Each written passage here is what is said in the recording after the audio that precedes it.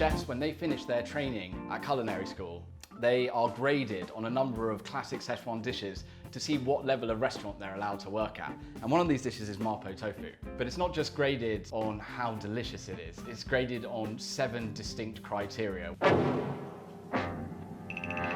So we've got spicy, which is in our spicy chili fermented broad bean. We've got peppery in our Sichuan peppers. We've got, oh man, I'm not gonna ever remember these off the top of my head. Hold on one sec. I've got them all written down, haven't I? Whole shape, that refers to the tofu, and we'll get onto that later. Soft, that's also the tofu. Fragrant, again, it's gonna come from all of the ferments and the Sichuan pepper.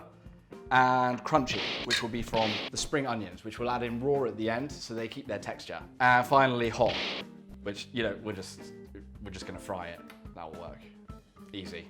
Right, the first step is making our stock. So we're gonna need a pan or anything with a lid. Gonna add the kombu into the pan, 2 shiitake mushrooms, water from the kettle. Just enough to cover it. And we're gonna leave that for half an hour. Kombu is dried kelp. When you pour hot water over it, it releases glutamate, which is what you find in meat or MSG. Spring onions, as we said, one of the criteria, crunchy. So we wanna keep the spring onions in big chunks. Tofu. The shape of the cube, boys, is not that important. The only thing that's important is that it's consistent. Shiitake mushrooms, minced up to resemble the minced pork that you get in a traditional Mapo tofu. Making a bit of a mess doing that. You should pay attention to what you're doing. Let's see how our stock is doing. And if the mushrooms are rehydrated, give them a squidge. Yeah, that's saying soft to me. Chop off the hard bits of the shiitake mushroom, the stem, like that. We're gonna dice the dried shiitake mushrooms. We're wok frying these mushrooms, and when you wok fry anything, you want it to be as high a heat as possible. So I've got it all the way up to level 9. There's no 10, so that is the highest, you need to trust me. When the pan starts to smoke, that's where we're gonna add our oil, 1 or 2 tablespoons, and we can whack in our mushrooms. They should sizzle. The magic down here is we're beautifully browning the mushroom. We want them to take on a lot of color. We want it to emulate crispy mince. A little bit of soy sauce for color and flavor. It's ready.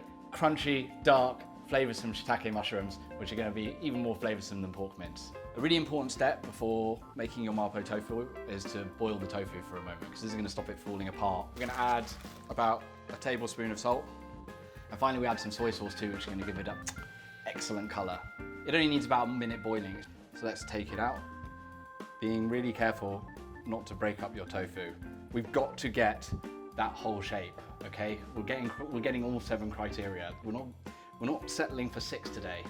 Use loads of oil. So I've added about 5, 6, 7, 8. I'm gonna go with 9. You want a nice pool of oil at the bottom of the pan. I'm gonna put in our Sichuan broad bean paste.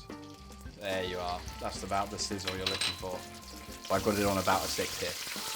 You don't want this too hot. If you feel like it's sizzling too loudly, take it off the heat a moment. You can see it's a bright red. It's taken on a slightly darker hue than it originally had. It's about 30 seconds. At this point, we're gonna add in our garlic and our fermented black beans.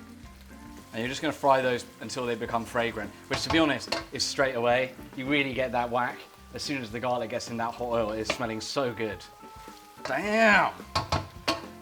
Mmm! With that, we're now gonna add in a little bit of stock.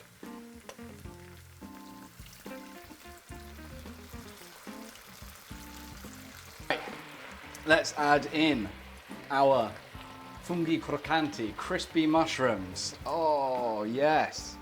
Yes. Get in there. I don't wanna walk away. I don't wanna spend my life because I miss you, babe. I think this can just all go in. Bloody hell, fuck it. Oh, that's the best bit. The key to maintaining whole shape is stirring in one direction with the back of your spoon. Can you see any broken bits of tofu in there, Mike? All whole. All whole, whole shape, all round.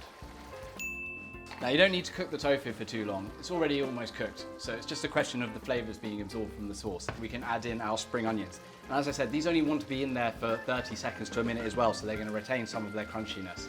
And it's just a question of very slightly thickening our sauce, which we do by adding a little bit of cornstarch mixture. And we know when it's the right thickness because the sauce is going to stick to the bottom of the pan, kind of like making a risotto. If we give it a movement, this is ready, let's plate it up. And there it is, bubbling, hot, fiery, perfect, all 7 criteria Mapo tofu. To be honest, I just want to eat this from here with this huge spoon, but I'm going to refrain myself slightly, be a bit more civilized. And the final touch is a sprinkle of roasted Sichuan peppercorns.